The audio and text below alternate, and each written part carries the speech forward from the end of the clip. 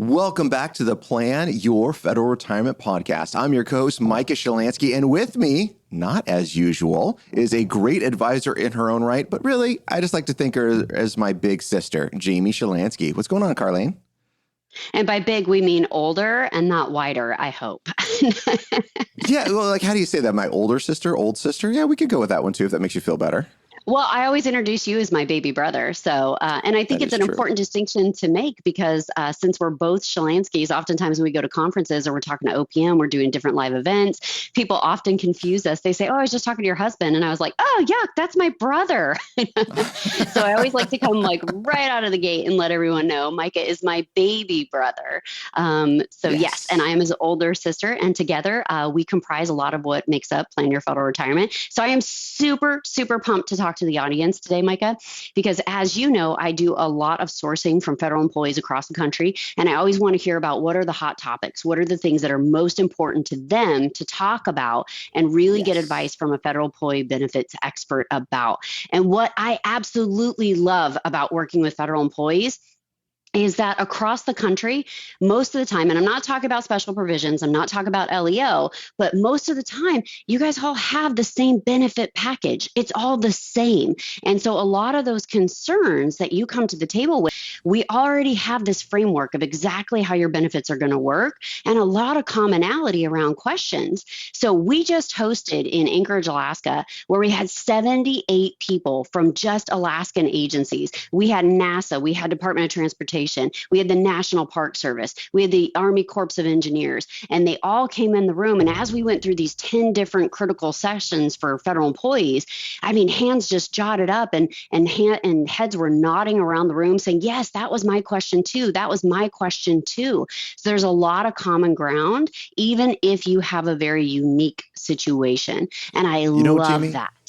see, this is where I'm going to start working on my mute button on free for you. It's all right. So where I am going to come in at a little bit is saying, well, I love doing these classes and these workshops because what you said, right? These questions that we get from real federal employees and working through it. Now, one of the things that I was amazed at when we put out the registration for the class, now correct me if I'm wrong because you know these numbers better than I, but we got about 2 times as many people that Mhm. signed up that were not in the state of Alaska that wanted to come to the Correct. class. Then they found out, oh, it's in Alaska. So it's a little bit longer of a commute for them. So they decided not to. But that really brings us a lot of it that maybe in the future is something we look Mhm. at becoming a virtual event as well and having more people attend virtually. Yeah, I love that. I mean, we had hundreds of people as we send out. Yes. Every single week we're sending out fact checks about questions that we get. And the questions that we get are from real federal employees. So when you jump on our website at planyourfederalretirement.com and you submit your question, we're sitting down, collaborating, making sure we're giving you the most up to date information and getting that back to you. So when we sent out these emails and said, hey, great, the pandemic has kind of opened up other facilities and now we're able to host classes again, we had hundreds of federal employees across the country say, sign me up, I want in. And we're like, great, are you coming to Alaska in April? And by the way, we still have about 4 feet of snow. So, they said, no, but if you're ever in my area, if you're ever, near this central hub, please let me know. I would love to come to these classes.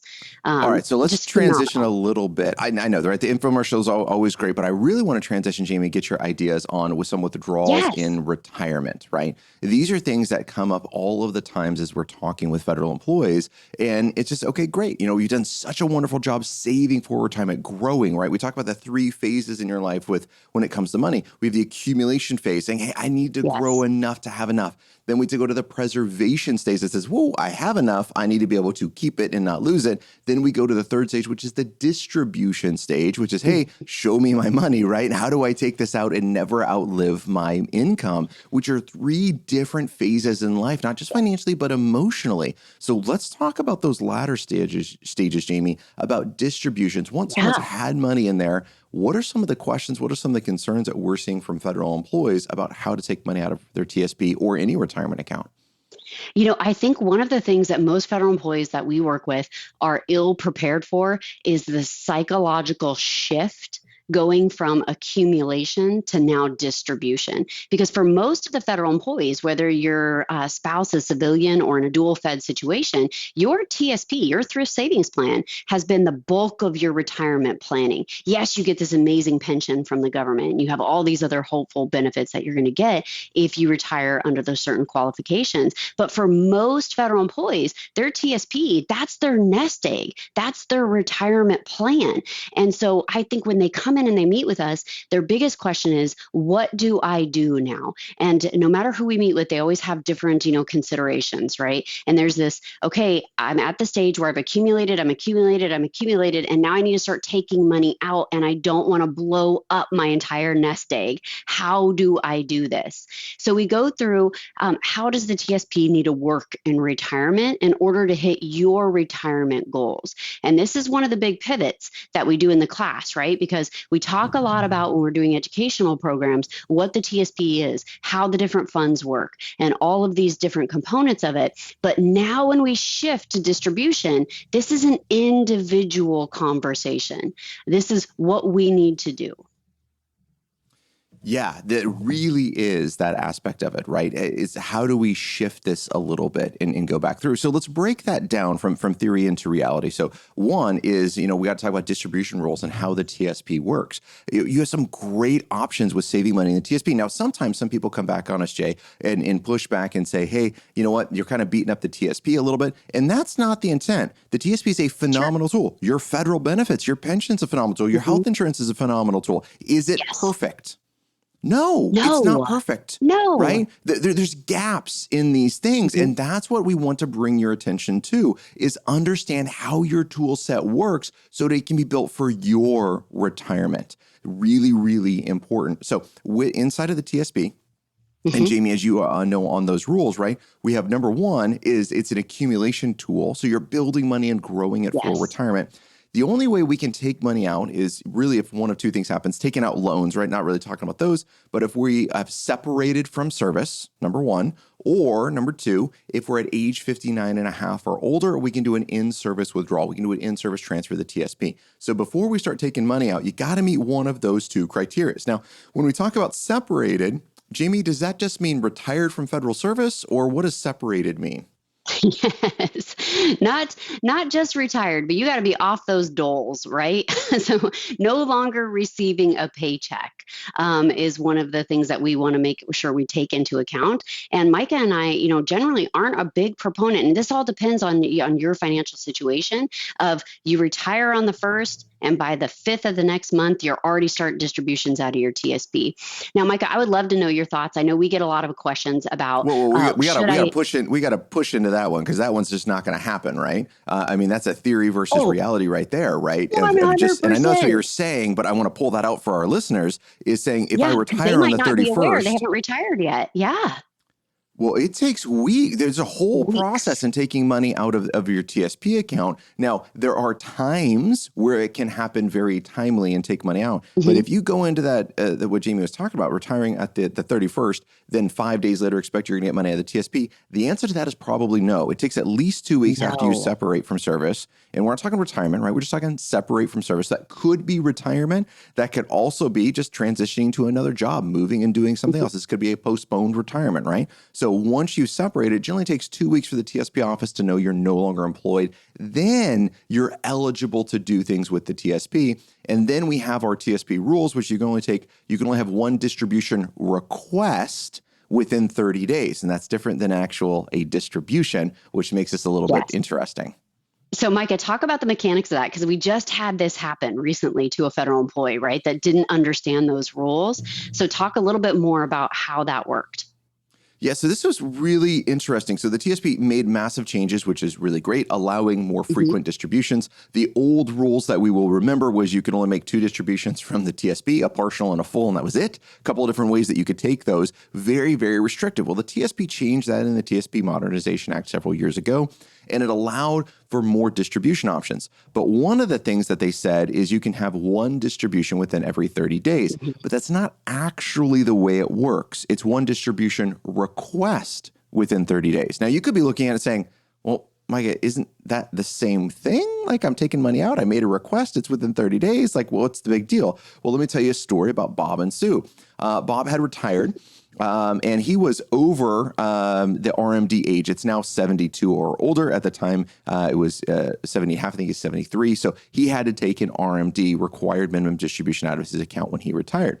Well, he came in, and we love to do these kind of at the beginning of the year. He wanted to wait till the end. We came in at the end of October and decided to help him with his RMD request from TSP. We helped him fill out all the forms and submitted everything. Well, for whatever reason, when he signed the spouse authorization, they faxed it in. They only got 2 out of the 3 pages. They didn't get the 3rd page. Our copy said they got all 3. They said they didn't. So he got a letter in the mail that says, your request is pending additional information. He logged onto his TSP office. He clicked on it. And when he clicked on it, he canceled the TSP request.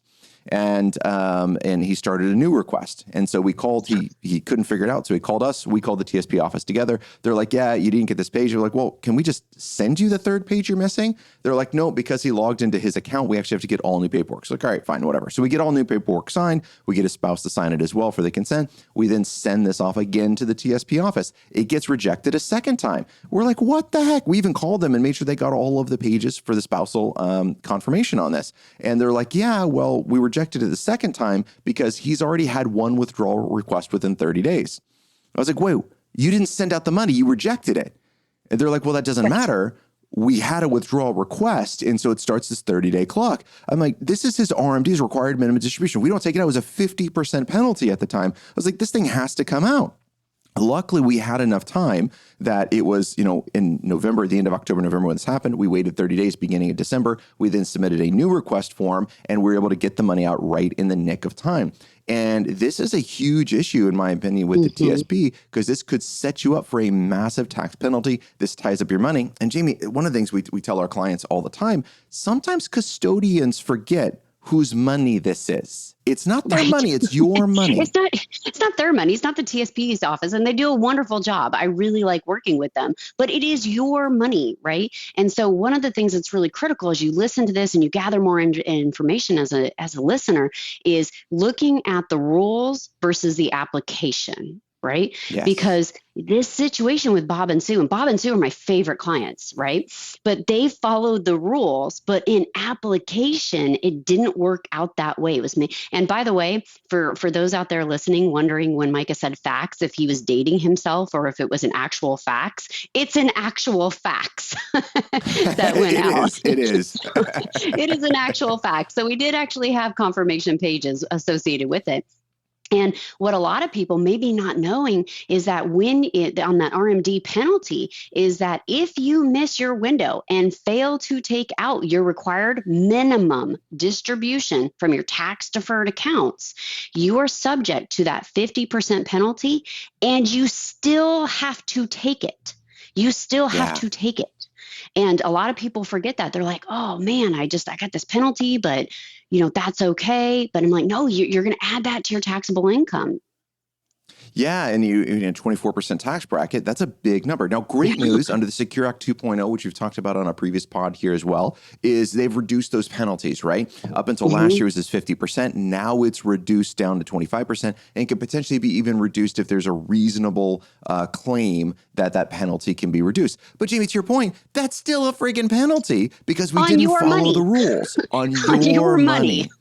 Yeah. Yes. So really understanding the first thing, right? We're barely getting to this, scratching the surface on these retirement withdrawals, but understanding the rules on when we're first eligible to take them is the first step to do it.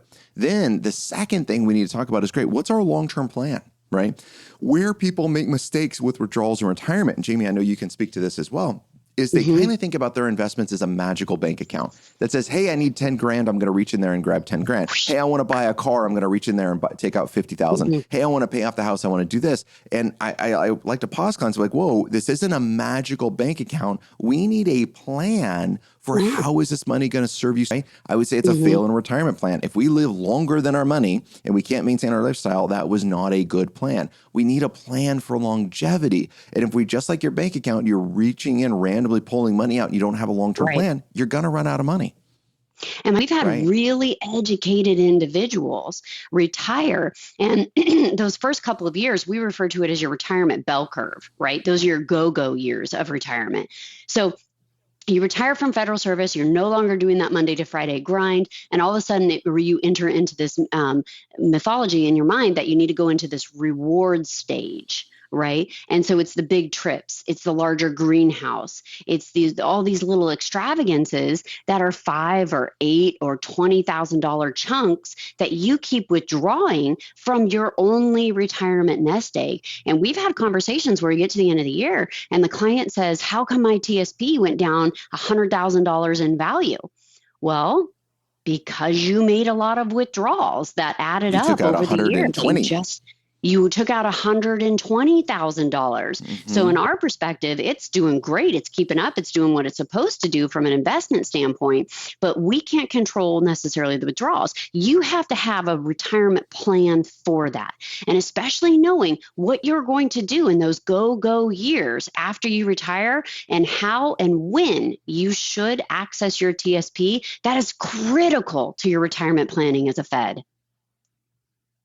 Yeah, very, very critical on the retirement planning side of things. So we call this our retirement income timeline, right? How are you going to take money out at a certain time? So, all right, we talked about important things. One, understand the rules. When can you take money out? Understand how those distributions work. Number two, what's your strategy for long-term withdrawals? Now, one of the things that came up in the class, we generally don't talk about it that much, but it came up a lot in the in-person class we had, Jamie, was everyone was asking about annuities. Now, I want to throw this out here. I am not referring to your pension, right? That we don't call your pension annuity on this podcast because it is a pension. I don't care what OPM calls it. And one of the reasons we do that is we don't want to confuse it with the TSP annuity. And the TSP annuity, you got to be very careful with. I'm not trying to speak bad about it.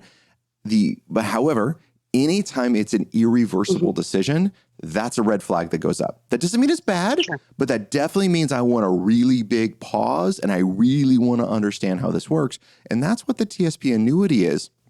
If we buy that, which could be good, could not be good for your situation, there is no undo button. So in the TSP annuity is one of your withdrawal options, and that's where they give all of your money to MetLife or whatever portion you'd like to MetLife. Then MetLife says, Snoopy comes in and says, great news, we're going to give you X amount of dollars for the rest of your life. You do not get to choose that number based on current interest rates, based on your account value. Snoopy will tell you how much money you're going to get, and then that's going to be it. The survivor benefits with this are also very, very tricky. They do not work the same as they work with your federal pension. So I'm not going to get into details on it because it does get a little complex, but just know it is not the same. So be very careful about that before you walk down that path.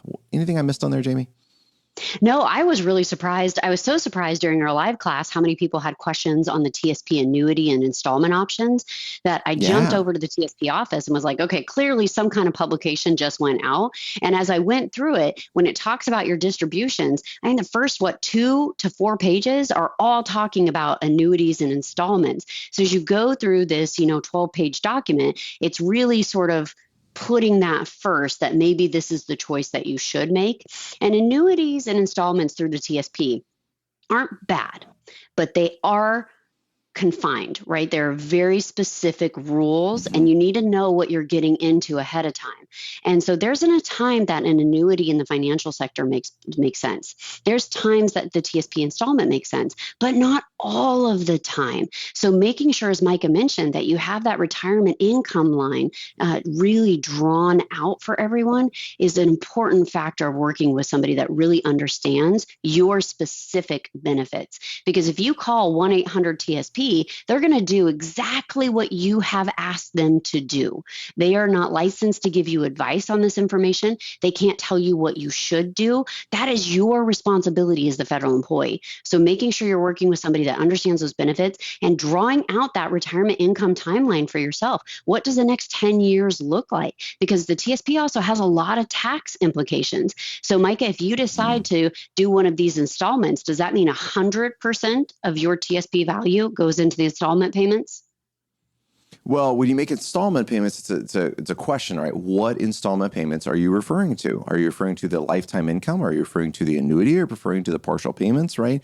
So again, this isn't a simple question that says A equals B or 1 plus 1 equals 2.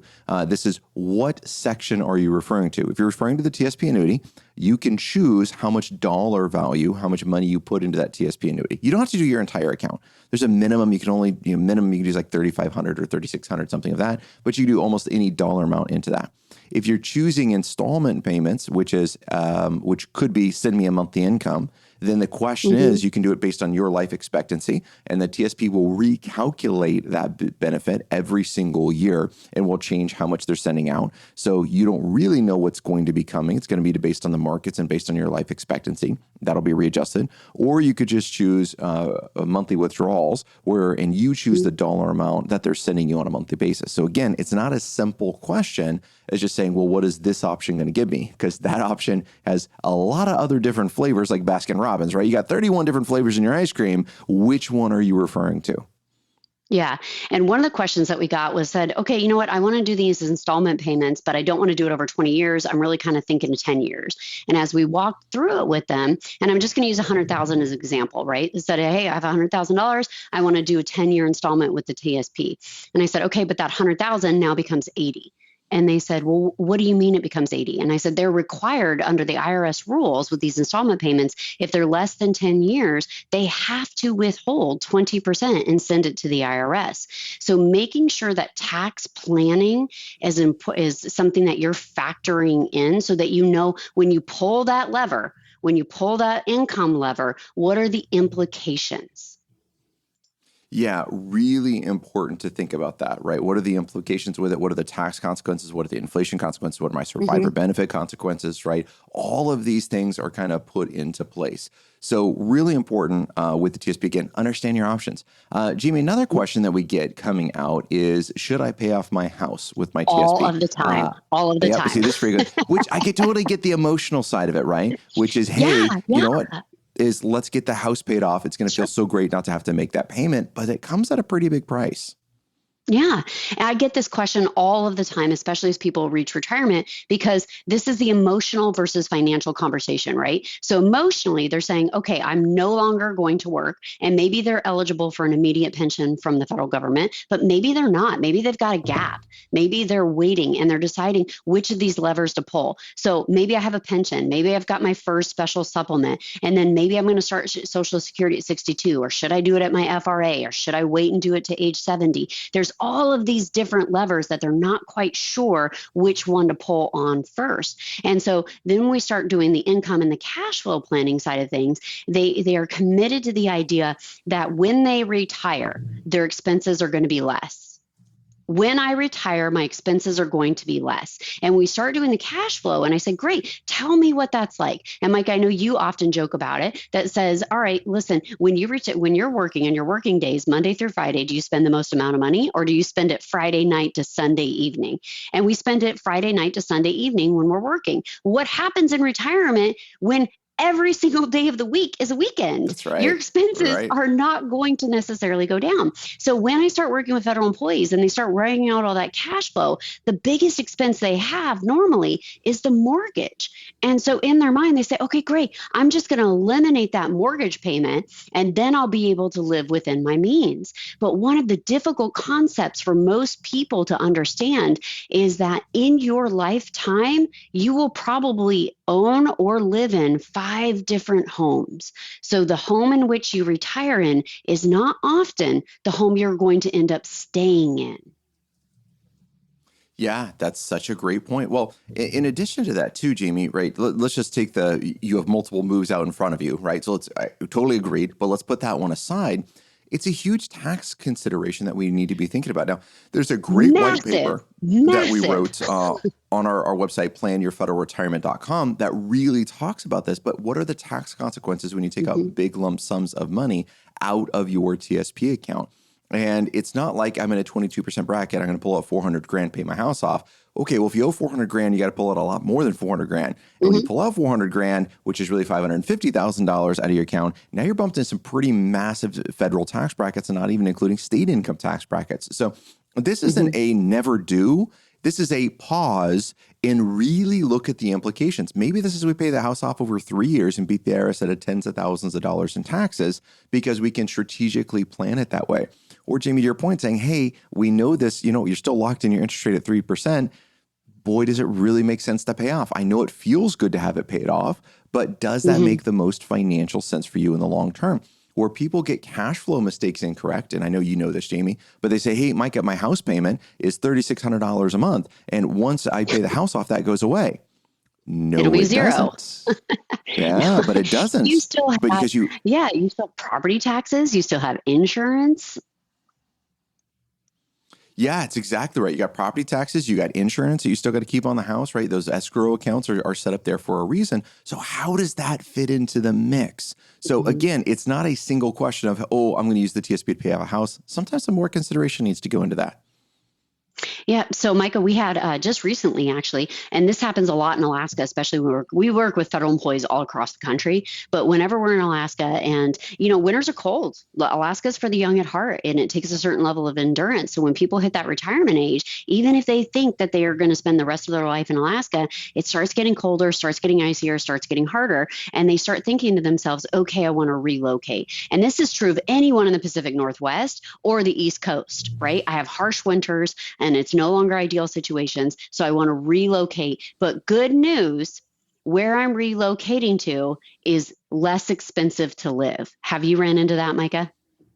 I have, right? And that's really a question that comes up. And we normally find out is it's not that much less expensive. Like, oh my gosh, and if you don't live in Alaska, you don't understand this. But it's like, Micah, have you, been down to Arizona? Have you been down? The fruit is so cheap. It's so amazing. It's so much less expensive. I know this could be a very an Alaskan thing, right? But we pay a little bit Right. more for our food up here. And it's just Our not quite produce. the same quality tasting. Yeah. Yes, the produce than we have in the lower 48.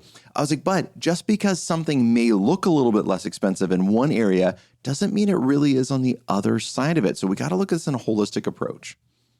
Yep. You traded heat bills for air conditioning. I mean, right? Yep. That's kind of like the ping pong of it. So it's one thing that I really try to walk clients through that if you want to relocate, maybe you want to live closer to the kids, maybe you got grandkids coming, maybe you just want a better 4 seasons. Here in Alaska, we have winter, breakup, and summer. So we only have 3 seasons. You So forgot construction. in construction season, which is taking place of summer. So as you begin to relocate, looking at that and saying, okay, is it really make the most amount of sense? Mikey, you mentioned that 3%, mortgage. But today, a lot of listeners could be paying 6 to 7% on mortgages when Sure. they relocate, right? Because we are Yeah. out of that really, really low interest rate period, and we're moving into a different period in our history. And so people are like, okay, well, I don't want a 7% interest rate, so I'm just going to take all my money out of the TSP. Let's just say for conversation, that's $400,000, and I'm going to buy this house and I'm going to pay it off so I don't have any interest on it and I'm not paying 7%. Micah, what's the problem with dropping $400,000 on your income in a year? Well, Jamie, that's what we just talked about, right? That's the reason we wrote this whole white paper on this thing of just saying, hey, if we decide to do this, there's going to have a massive tax consequence that's Mm-hmm. going to be there. And that's the reason we have the white paper on the Plan Your Federal Retirement website is we pull out that money. There's a huge potential tax consequence, which is going to take place, really kicking you into a much higher bracket. So we got to hit that pause button before we make any of these large lump sum withdrawals out of your account. Okay. So I know we're running up on time, and this podcast is all about action items. So really important things for us to be thinking about is making sure we're focused on knowing and understanding the rules, right? Jamie and I talked about that several times on the pod today. Mm-hmm. Knowing and understanding how these rules work, how they come together, what needs to take place with them, when you can take money out, when you can't. Understanding, what the implications of those rules are. Knowing that just because we call something, it may use the same word in TSP and your federal benefits, they could mean two totally different things, like annuity, for example, like survivor Mm-hmm. benefits. They don't always work the same. So we got to know how those are different. And then looking at that bigger picture is really, really important. So Jamie, keeping those three kind of bigger things in mind, what would you say is our first action item for our listeners this week? I would take a realistic approach to cash flow and retirement. And I would say, what are all my different income sources? What are my expenses realistically? And what do I want them to be in those go-go years? And don't deceive yourself. Don't look back on the last 12 months and say, oh my gosh, but when I retire, my expenses are going to drop by half. That's not reality. You need to come up with realistically, what is the amount of money that you are wanting to spend in retirement? Because that is going to drive so much of the conversation about distributions and how and when to take those. Amen. And then the next one I want to say is, what's your tax plan, right? And I know we talk about this a lot, but this is how important it is. The tax is probably going to be the largest bill you're going to have in retirement. And so what is your plan to make sure you're beating the IRS out of tens of thousands of dollars? And the third action item, anything that we do and you think about in your plan, especially if you're married, you got to hit the pause button and say, how is this going to affect my survivor? What are the survivor benefit options on this? That's when I turn my pension on, when I take money out of my TSP, when I take my Social Security, right? All of these things have impact on survivor benefits, which are really, really important. So to get more information like this, make sure you stand on top of your benefits. We have a goal of helping another 1 million federal employees with their retirement. And the only way we can accomplish that goal is with your help. Jamie, thank you so much for joining us on the podcast today. And until next time, happy planning. Happy planning.